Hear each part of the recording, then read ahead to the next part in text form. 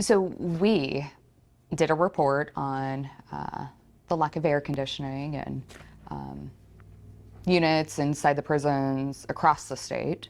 And we've had an overwhelming response from people all over about concerns inside them. So I guess to start, how did we get here? How are we here where there's still no air conditioning in so many of these prisons?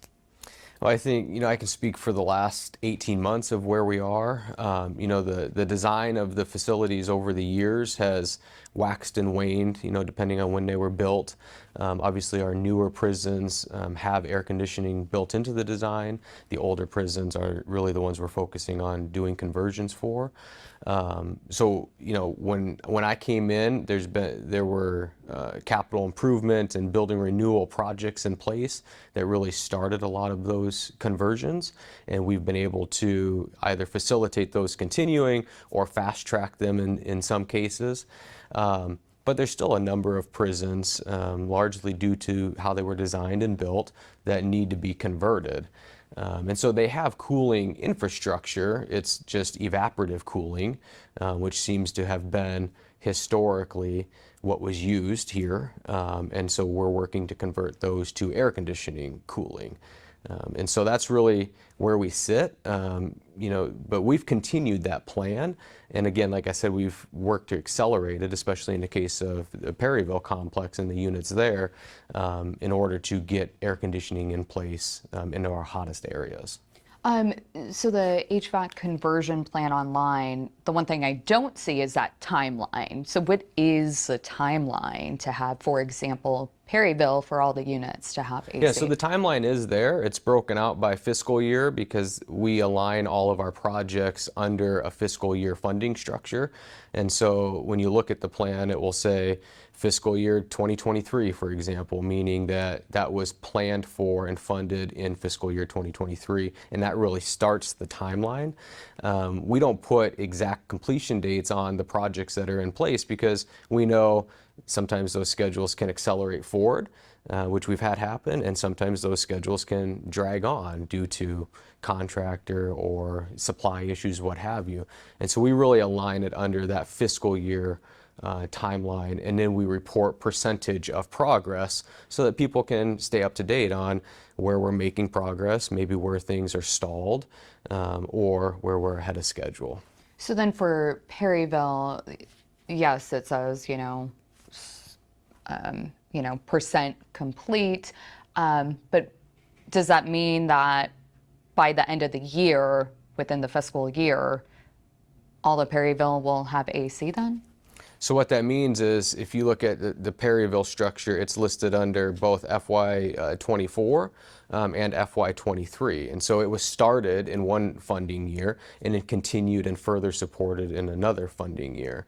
And so the projects that are in place are those that have percents that are moving forward. Namely, the one everybody's concerned about is Santa Cruz unit, because that's the only occupied unit that still hasn't been converted. And so that's the percent completion that you will see move forward more rapidly, because that's where we're focusing all of our resources. Whereas the other two that are unoccupied, you won't see that progress happen as quickly. And so again, that's why we don't put dates associated with it. We keep it under that funding fiscal year. What's your goal to get the AC up and running for the Santa Cruz unit? As fast as possible. And my hope would be well before the original December timeline, and we're on track really for that. And we already exceeded that for the Lumley unit. That was also scheduled to be done at the end of this year. And so we've concentrated all resources that were dedicated to that bigger project all to Santa Cruz unit. And so we're seeing that speed up quickly. And the women are reported, they can visually see that work happening at a rapid pace. And so the timeline is going to be as soon as possible, and that's, I know everybody wants a date attached to it, but that's really the best we can give. And, fortunately for me, the women can see that progress happening right in front of them and see how quickly it's happening. And then what about all the other prisons, across the state where, if you're focusing the efforts there at Santa Cruz, what's happening? Yeah, so we have, so under this fiscal year structure, we have two projects happening. One is the Perryville project, which we've spoken about, and the other big project is at the Iman prison complex. And so that's happening as well. That one's on a different timeline because the contractor process and selection process was the second of the two projects. So Perryville was first and is in motion. That Iman project is in motion as well, but it's still in kind of that design, architecture, pricing process, and then the resources will be devoted there. How would you describe this problem? I would describe this problem as just, kind of the natural evolution of prisons, I think, especially here in Arizona. Like I said earlier, it seems like the designs previously didn't take air conditioning into account. And again, I wasn't here, so I don't know how the environment and climate and all of that was. But naturally, as our focus has been improving conditions, improving the environment, and really being responsive to the climate around us. This seems to be the natural evolution, is we need to make sure these conversions happen. We need to do everything we can to bring cooling relief into the areas, right? So I think it's the progress of the system. It's what I inherited and what I want to make sure we address. And that's how I would describe it. You became director, you came from out of state when you got here and realized Arizona prisons do not have air conditioning, still don't. What was your reaction that they don't? Yeah, I mean, it was kind of just mixed in with all of the reaction. It's a different correctional environment, different prison designs, again, different geography. And so it was, I didn't really have a reaction. It was just part of my overall assessment coming in as something that we needed to make sure we put focus on. And then, we did our preparation last year. Certainly the heat wave last year, which was really unprecedented as I understand it, forced us into getting very creative very quickly, and we became very responsive and learned a lot. And so that's really helped me and my team as we've gone into this year to make sure that, we take those lessons learned, we take the things that really worked well, and make sure that we have them in place across the summer. And then, we continue to find ways to get creative. We continue to find ways that, will help us long-term sustain the progress that we've made. But that's really kind of how I took it in. Every area of the country has different weather elements that they deal with, whether it's hot or cold.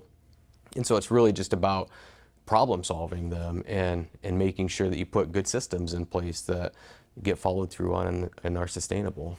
We did our first report the other day, and since then our emails are being flooded from people who have loved ones inside prisons, and honestly it's overwhelming. Just some of the responses, some people telling us that, they've read your heat safety plan. They know which you and your office have put together, but they feel, that there's a disconnect from what you're saying and what's actually happening. So whether, there's still no free ice, cold water is not being provided. In particular, Santa Cruz water is put out, left to boil in the sun. No ice is given. No attempt made to fix the cold water. No shade provided when wanting to make phone calls, because I guess some phones are outside. Inmates feeling dizzy, lightheaded. One cell 88 degrees. Rooms temping at 103. What's your reaction to these type of responses? Do you think that there's a disconnect between the plan that you have in place and if it's actually being implemented at each of these prisons? No, I don't think there's a disconnect at all. Because when I go out to the facilities, to the complexes, I see firsthand the plan in action. When my team goes out, announced and unannounced, we see the plan in action, whether it's in the morning time, afternoon time, evening time. We have really good checks and balances in place. When we receive those same concerns that you're receiving, we look into every single one of them and find out what's really happening, right? What really the cell temp might be temping out at, because there's not a cell in the state that's temped out at 106 degrees. And so we have a good system in place to make sure that that plan is being followed everywhere that we expect it to be followed. Now, does everybody want free ice? Sure, everybody wants free ice, but we don't have the resources to provide it statewide. And so we concentrate those resources to the areas directly impacted by the extreme heat, those areas that are directly impacted by not having air conditioning, and we make those resources available. The other thing we have that really plays into this is we have a lot of monitoring that happens of our practices from external people coming on site. And so, things like water in coolers, availability of shade, availability of misters, outdoor activities versus indoor, all of those things are monitored by people even external to us, and find us in compliance and support the work that we're doing. And so to me, that's how we know that the plan is in place and the plan is working.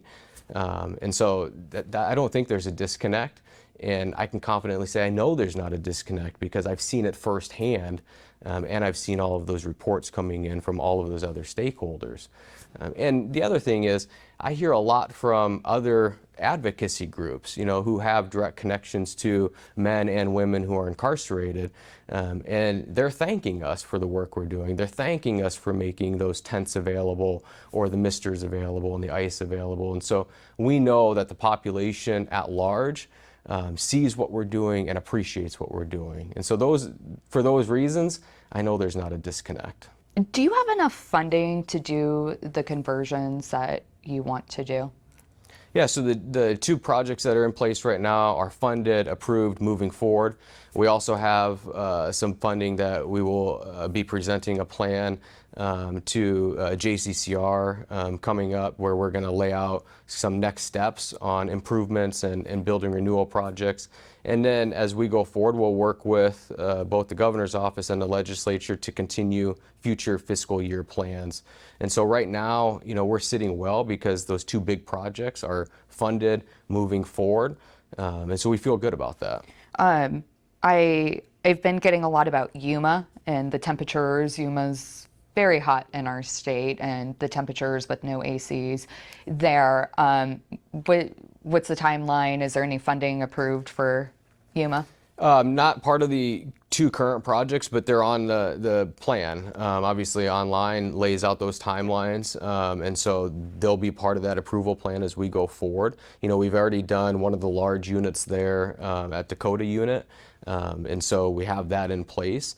And then we've put all the mitigation practices in place while we wait for that conversion timeline to come that impacts them. And so the funding, just looking at, the conversion timeline, the funding is going to go through, it looks like, fiscal year 2026. So this is going to take years to realistically get AC inside all the prisons. Correct. Yeah, we know it's going to be a multi-year process for a few reasons. One is it's expensive.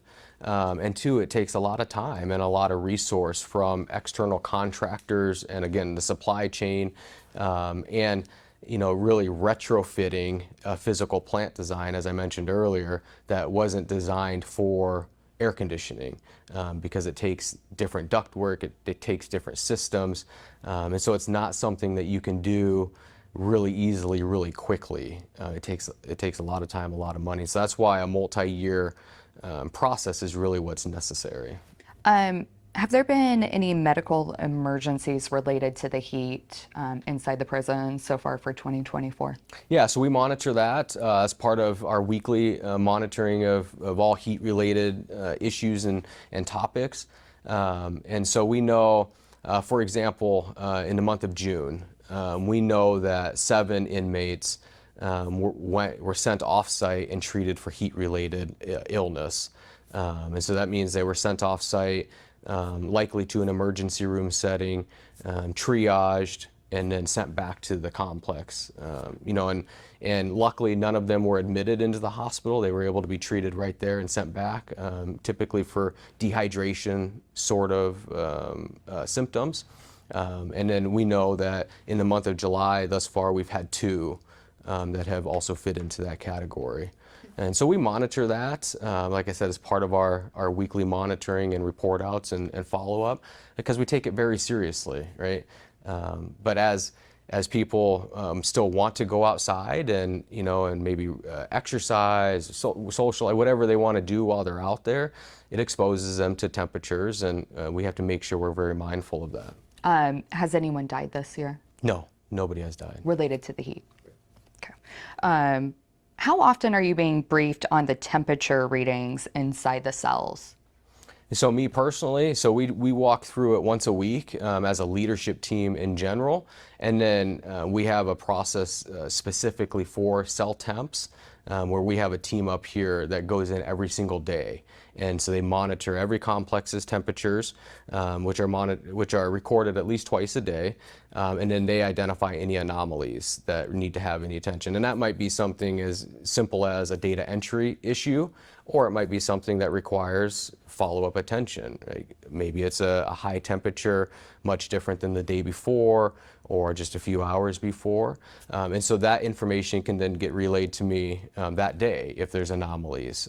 Or I have any time I want to, I can go check in for that information as well. So it's readily available to me as well as the rest of the leadership here. What are some of the higher temperatures that you have registered this year? So they hover right around about 95 degrees, which is high, but that's where we see it, at least right now. You know, and again, we're doing everything we can to keep it as low as we can, but that's what I would tell you is really on the high side of what I see. That's alarming, though, to be subjected to 95 degrees constantly. I mean, what are you doing for those units then? Yeah, so that unit is Santa Cruz specifically, and that's where we see our highest temps, which is, again, why we're focusing our resources there. And so what we've been able to do is put very large tents outside of those living areas for the women to access. And they can come and go into those. Those tents hold up to 100 people at any time, and they are temperatured in the low 70s. They have 2 air conditioners that are portable, blowing into them. And so that's the best, most immediate relief that we offer to them, so that, to your point, they're not subjected to 95 degrees all day long. On the temperature checks, we've heard from several now different people that there's concerns that temperatures are being taken, you know, either at the cooler parts of the day or that they're not being taken accurately, where we have had people relay to us that they are being told that temperatures are being taken, but the numbers being written down are different because they want to show that it's under 85 because that's your tipping off point. So have you heard those concerns, and what's your response? No, that's the first I'm hearing those concerns. You know, and it was something that was brought up last year, and so we took a lot of steps to communicate and train staff on what the expectations are for taking temperatures. And staff have, every time I've been out there and seen temperatures be taken, staff have done exactly what we're asking them to do.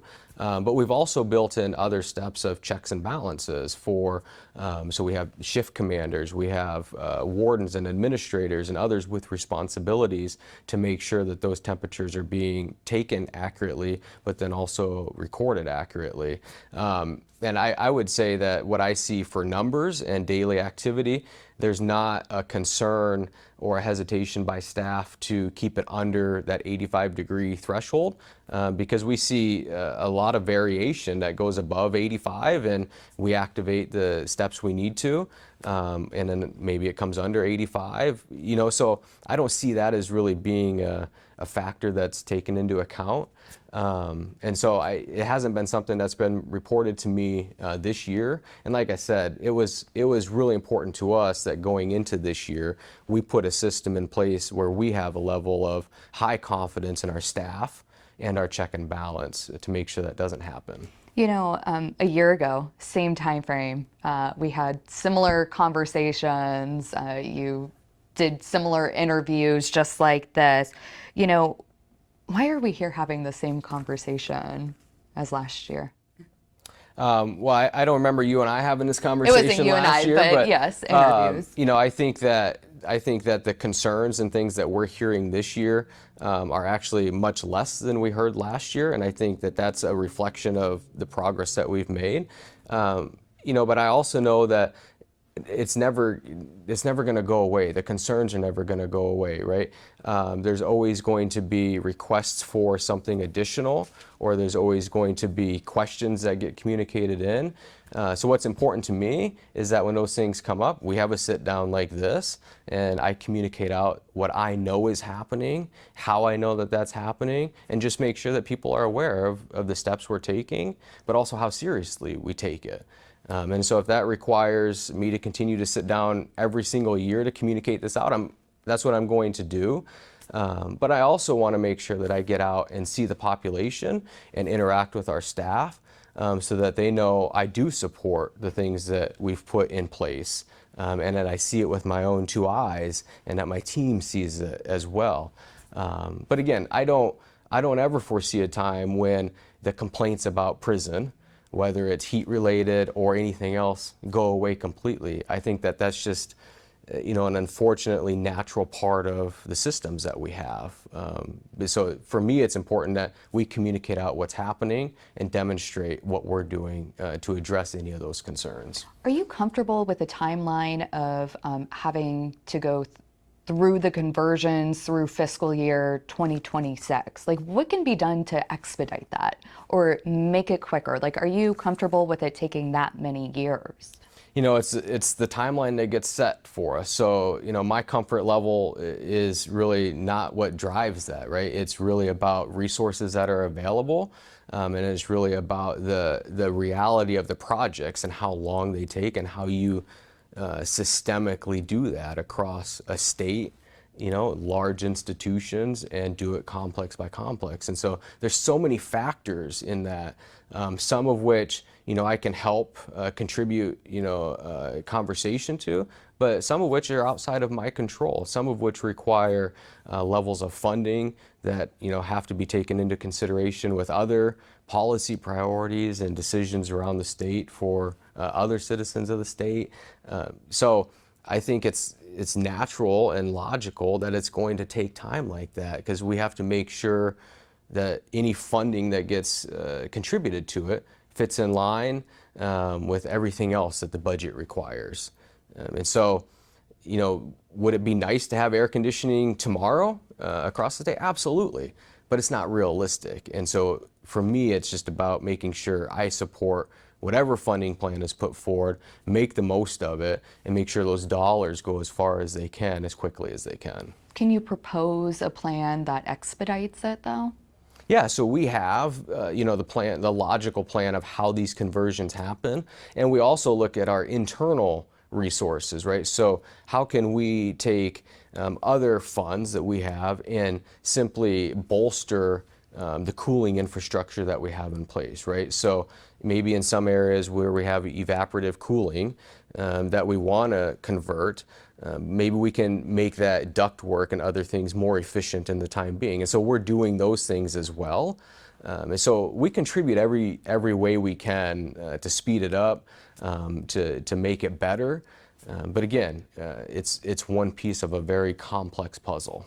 If lawmakers were to find more funding or give you more funding and make it a priority as well, would it be possible to move the timeline up instead of years from now? Is that what it would take? I think we would do everything that is possible in order to help with that. I think some of it would come down to what contractor resources are available to do this kind of work, what sort of supply timelines and things are available. Sometimes you order air conditioning units as large as we need them, and it might take 6 months or 12 months to build that unit from a supplier. So I certainly, even if I had all the money, I don't know what contractor resources would be available right at that time. But we would certainly do everything we could to facilitate that if that money was available and when it becomes available. I thought it was interesting, it says on the safety plan, like free ice as applicable. What does that mean exactly? So like I said earlier, it really boils down to those areas that are what we consider to be excessively hot, right? So when they get over that 85-degree threshold, That's what as applicable means. Because as you see from the plan, we have many units that are air conditioned, right? And they run in the low 70s, mid 70s all day long. And so we don't devote our free ice resources to those areas. And so it wouldn't be applicable in those cases. I understand what you're saying. This takes time, but at what point does it become a safety concern? Well, I think that, we're doing everything we can to make sure it doesn't become a safety concern, right? And so the whole point of every step that we're taking, whether it's staff resources, financial resources, everything in between, the whole point of that is to keep it from becoming a safety concern, right? And so we will continue to do everything under our control and our ability to make sure that we mediate those safety concerns.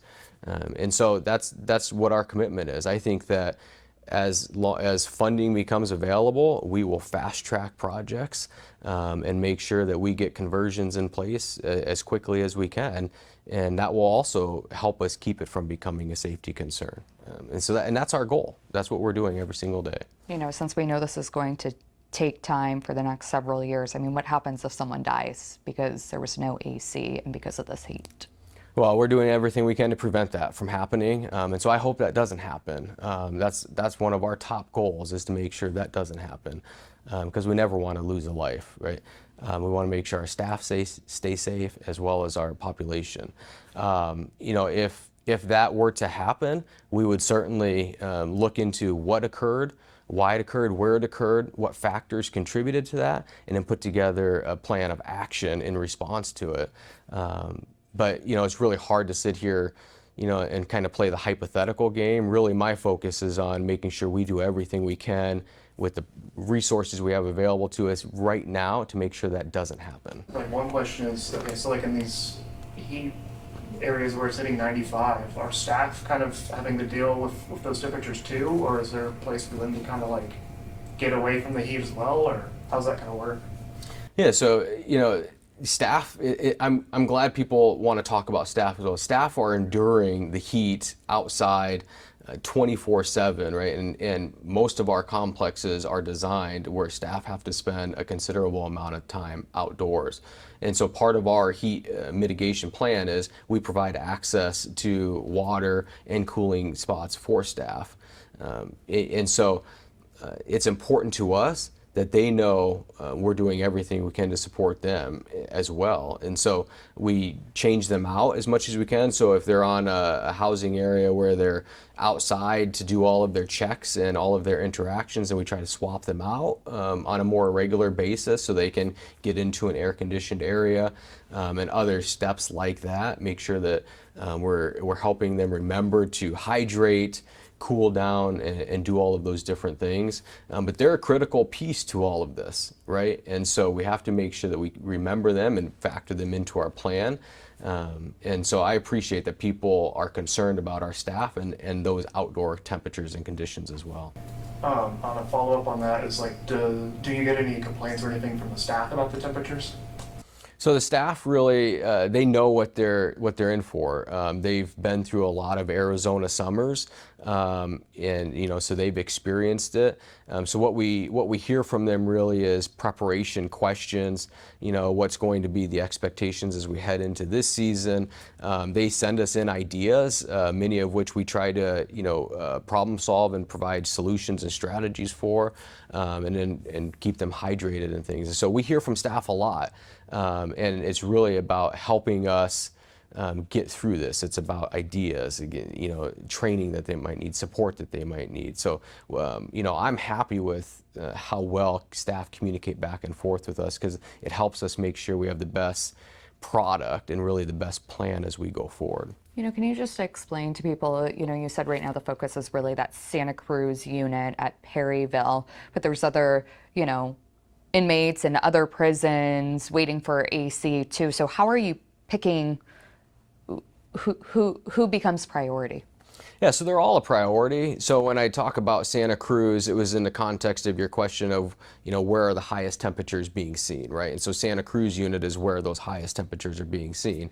But we have resources and support that gets deployed all over the state, right? So you mentioned Yuma earlier. So we're doing the same things down in Yuma. The temperatures just aren't temping out as high as when you asked about those as they are at Santa Cruz. And so it's not about prioritizing one population over another. It's really about making sure that we disperse our resources to those high need areas, which are, Yuma. We know that we have those concerns at Perryville. We have other areas like Florence locations and Buckeye locations that get hit by it also. And so we disperse our resources accordingly. But I guess of choosing, sorry, I kind of meant like, how do you pick who's going to be next for the HVAC plans? So those have been just sequenced out. And so the Perryville project was in place and was in process when I came in 2023. And so we've continued the support there, and we've sped it up and fast-tracked it. And then we've moved to Iman next, because that was the next spot that was funded through the legislature and through the executive's budget as part of that plan. And so we'll evaluate what complexes we put forward, if any changes need to happen as we move along. Things that we would look for that might change that would be where we might have healthcare units that then have people step down. If we look to, currently all of our healthcare units are air conditioned, which is important to us, but as we identify other healthcare needs, if we were to say open a unit somewhere else that it's not existent at, we would need to make sure they have air conditioning there, and so that might change the priority of the list. So those are the things that we would take into account if we needed to prioritize one group or one population over another. Is this one of the biggest challenges as director that you've been facing, or are there bigger challenges that? There's a variety of challenges. There's a variety of opportunities in terms of system improvement and system progression. This is certainly one of them, especially this time of year. But it fits into a whole host of other things that we're trying to do to actively really transform the system and move it forward. Just my last question, I guess. We know some of these inmates, they have worker privileges outside. How are you keeping them safe, whether it's working out in these conditions too, just because it's really, really hot, and then if they're going back to their units and they can't get that relief, that's what so many people who work outdoors, they have a cool place usually to go home to. So how are you doing anything different for those workers who are subjected to triple-digit temperatures all day? Yes, we do a variety of things. It depends on what their work assignment is, where it's located around the state, and all of those different things. But in general, the simplest thing we do is make sure that they're adequately hydrated, they have access to water, shade structures, those sorts of things while they're out and about, but also that they get breaks and relief, can go to cooling areas. Again, depends on where they're located at. If we need to, we cut hours short, or we move, the time of day when things might need to be occurring, or the number of people that we would put out at one time for those different assignments. So it's all part of that plan that I've spoken about. It really depends on, again, what the job is, where it's at, hours that they might need to be there, and what they have access to, all of those different things. But it's certainly something that we make sure we give focus to and we make accommodations to. And as director, you feel that you're doing everything you can for this heat safety plan? Is everything? We're taking every ounce of resource that we have, every level of expertise we have around the agency. We've brought it together, and we're trying to do as much as possible with it. So I feel very confident in what we're doing. Will it ever be enough for everybody? I don't know. But what I can tell you is it's what we think is our best foot forward to keep everybody safe, prevent all of those things that none of us want to have happen, but also keep us on a track to get to those points of conversion and safely managing things long term.